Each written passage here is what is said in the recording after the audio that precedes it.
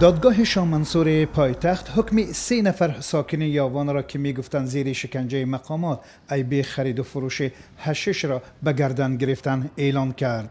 نسیم کوکیف، یاسین میلکو و جانیبک سیفیدینوف در اولهای ماه فوریه همین سال با گمان خرید و فروش حشیش از طرف کارمندان شعبه کارهای داخلی ناحیه شاه منصور شهر دوشنبه در ناحیه یاوان بازداشت شدند.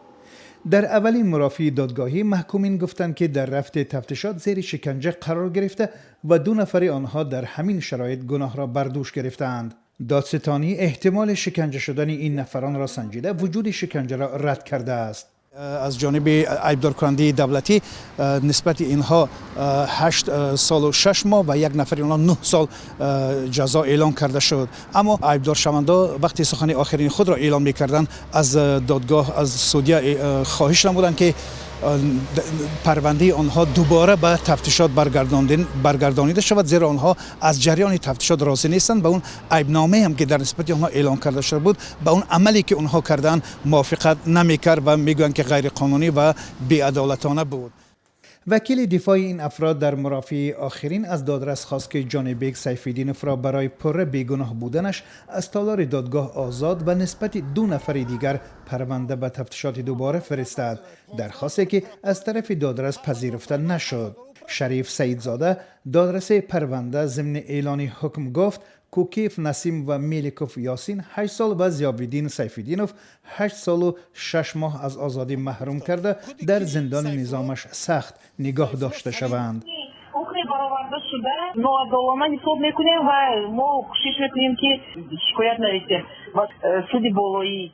نظرم به حکم دادگاه تماما مقابل است. پیوندان محکوم شده ها هم از حکم صادر کرده دادرس راضی نیستند و میگویند از اول تفتیشات یک طرفه بود و دلیل های آورده خود محکوم شده ها نسبت بیگناهیشان به نظر گرفته نشده است. سود ناعادلانه است نسبت فرزند من سیفالدین جانیبک. یگان جنایت صادر شدگی نیست. ناراضیم تا پرزیدنت من مراجعت میکنم. 8.5 سال دادن این میفهمی 8.5 سال حیات وی را محروم میکنی، 8.5 سال وی را از 3 فرزند اولیه جدا میکنی. به یگان جنایت داشته باشند من هیچی گفتنی نیستم، لیکن جنایت نیست در اینجا. فرزند قدیم در روسیه بود.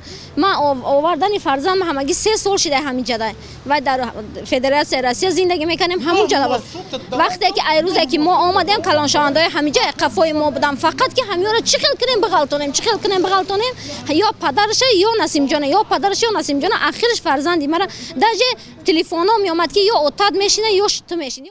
والدین محکوم شده ها امید دارند که در مرحله های بعدی می توانند بیگناهی فرزندانشان را ثابت کنند.